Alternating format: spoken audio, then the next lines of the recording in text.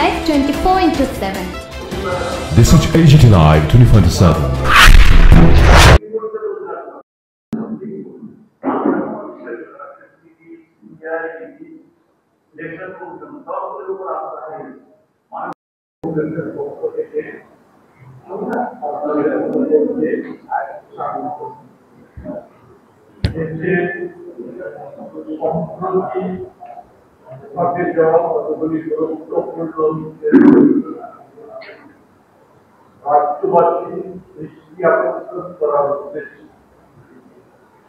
আমরা আজকে আপনাদের সাথে এখানে আমাদের মধ্যে এই বিষয়গুলি থাকবে রাজ্যপাল ছিলেন। ওনার কাজকর্ম আমরা দেখেছি রাজ্যপাল হিসেবে যে গরিমা সেটা হারিয়েছিলেন। ওইখানে বিজেপি দলীয় কর্মীর মতন ব্যবহার করেছেন, কথাবার্তা করেছেন, সরকারের সমালোচনা করেছেন, সীমা লঙ্ঘন করেছেন এবং সেটা দায়ী করেছেন বিজেপি দলের সাথে।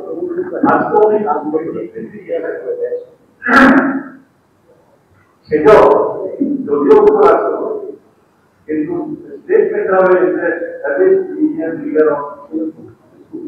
আমরা এই ঘটনা নিয়ে জানাচ্ছি। তারপরে আপনারা জানেন দুজন এমপি বিশেষ করে সুমন নিশিকান্ত দুবে বিজেপির এমপি সুপ্রিম কোর্ট সম্পর্কে বলেছেন সুপ্রিম কোর্টে যদি একে অর্ডার দেয় তাহলে পার্লামেন্ট থেকে পার্লামেন্ট থেকে সুপ্রিম সেখানে প্রধান বিচারপতি ডাইরেক্টলি ভারতের প্রধান বিচারপতি বলেছেন যে প্রধান বিচারপতি উনি এইসব রায়ের মধ্য দিয়ে ভারতের দাঙ্গার মতো পরিস্থিতি সমাজের মধ্যে নিজের সৃষ্টি করার চেষ্টা করছে। উনি এমপি সাংসদ এই বিবৃতির পরে সারা দেশে নিন্দার ঝড় হয়েছে। তারাও এরকম কিছু শুনে দিতে পারে না যেমন তখন বিজেপির সর্বভারতীয় সভাপতি এবং সভাপতি করলেন নিশিকান্ত দুবে তার সঙ্গে দলের কোন সম্পর্ক এই কথা বলে এর বেশি আর কিছু বলেননি। এটা বলেননি এটা নিন্দনীয়। ওনারা নিন্দা জানান গভীর কোন ব্যবস্থা মেনে নেয়। তারপরে পরিষ্কার এগুলি যা করছে সুমন হবে নরেন্দ্র মোদী এবং অন্যান্য নির্দেশে ইচ্ছা অনুযায়ী যা করে এরকম মারাত্মক স্টেটমেন্ট দেওয়া স্টেটমেন্ট দেওয়ার পরও আসলে তার ব্যবস্থা নেই। এখানে আক্রমণ তাই আমরা দাবি করছি সম্পদ এবং নিশিকান্ত তাদের বিরুদ্ধে ব্যবস্থা গ্রহণ করা হোক।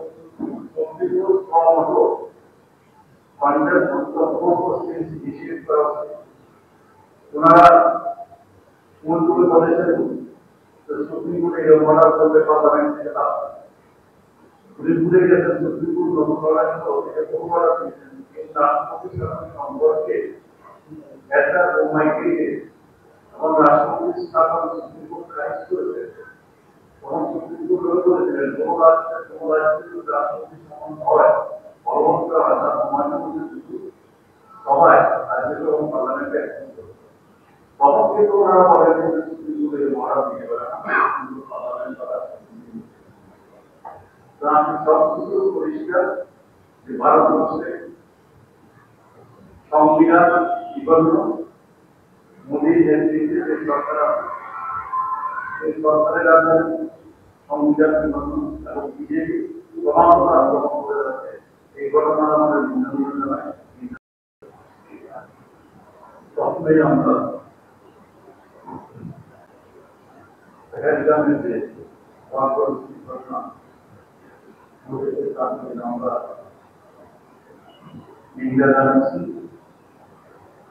এবং নিহতের পরিবার বর্গদেরকে আমরা আমাদের সমবেদনা এবং তাদের পাশে তারা অঙ্গীকার করছে।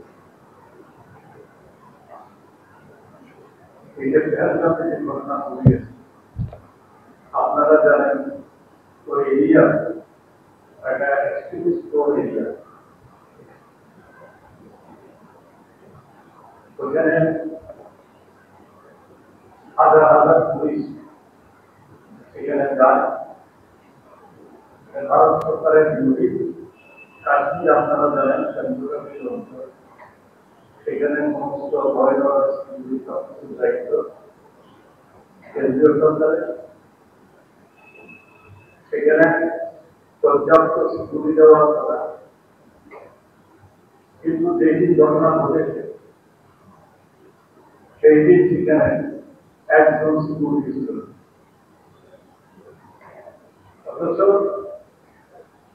এখানে খ্রিস্টীয় সিকিউরিটি থাকার কথা, এই যে না থাকা এটা সন্দেহজনক, সন্দেহের বাতাবরণ সৃষ্টি করে।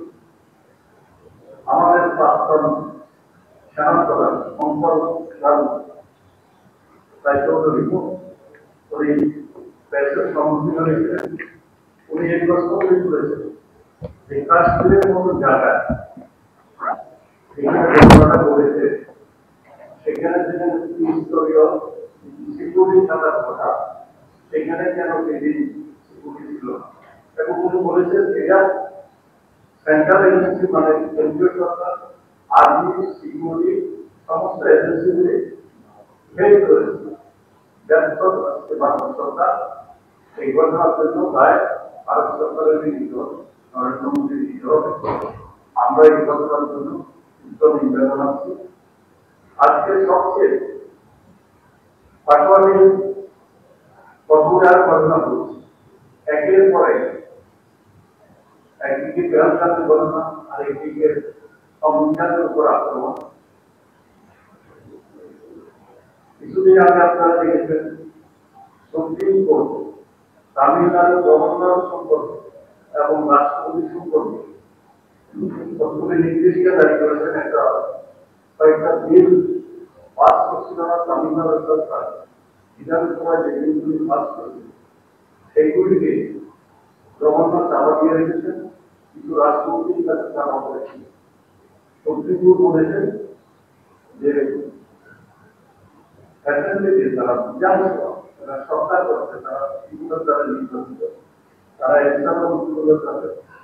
এবং গভর্নরের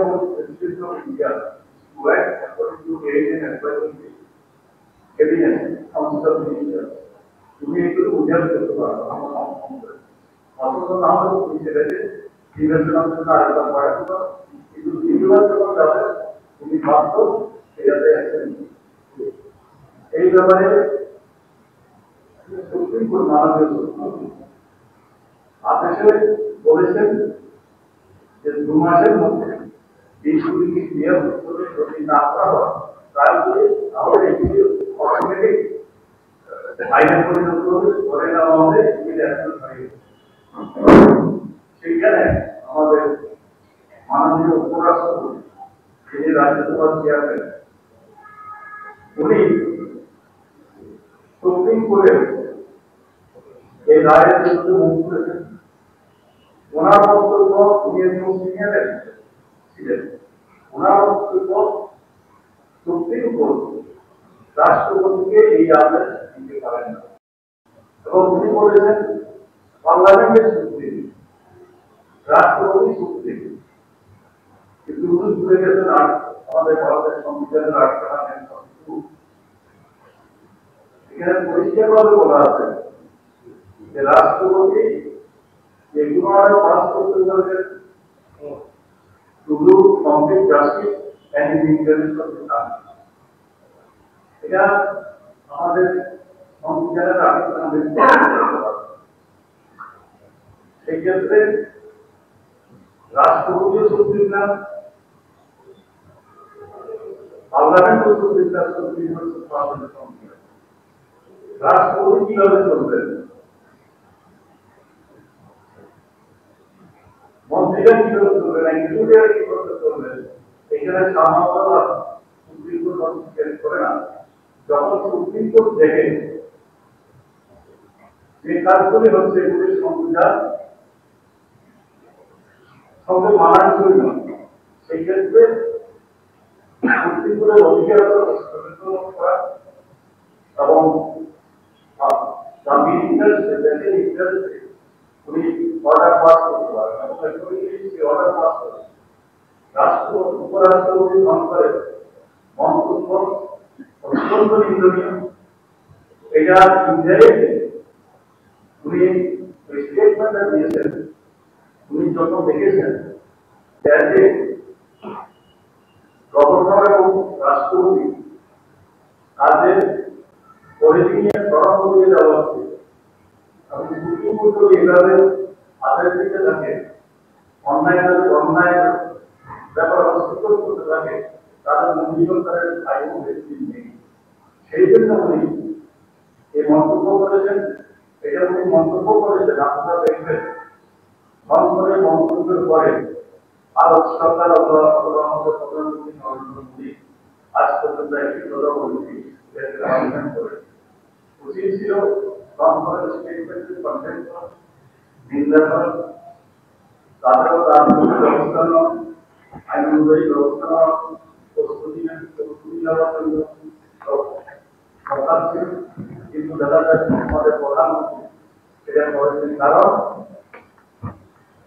আজকে একটা জিনিস পরিষ্কার হয়ে গেল যে নরেন্দ্র মোদী সাহেবের নেতৃত্বে ভারতের ইলেকশন কমিশন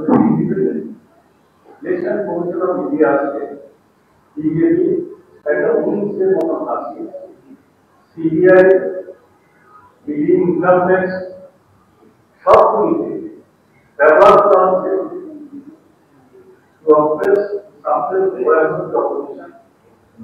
বিরোধীরা যাতে কোনো রকমের প্রতিবাদ অন্যায় প্রতিবাদ না করতে পারে সেই জন্য ইডি, সিবিআই, ইনকাম ট্যাক্স সব কিছু ব্যবহার করা হয়।